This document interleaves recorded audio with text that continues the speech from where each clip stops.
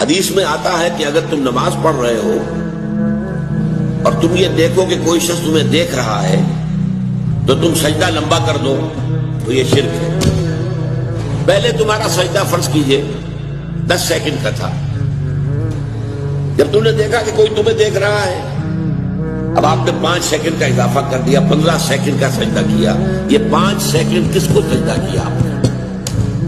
یہ اللہ کے لیے نہیں ہے، یہ اس شخص کو دکھانے کے لیے، یہ شرک خفی ہے۔ ظاہر بات ہے کہ اس کو ہم دیکھ نہیں سکتے، اس پر فتویٰ نہیں لگ سکتا، یہ دل کا معاملہ ہے، اندر ہی اندر کا معاملہ ہے۔ اس میں صرف سمجھایا جائے گا کہ دیکھو بھائی یہ بھی شرک ہے۔ حضور نے فرمایا کہ شرک خفی کو پہچاننا اتنا مشکل ہے جتنا کہ کسی گھم اندھیری رات کے اندر کسی سیاہ پتھر پر چلنے والی سیاہ چیونٹی کو دیکھنا مشکل ہے۔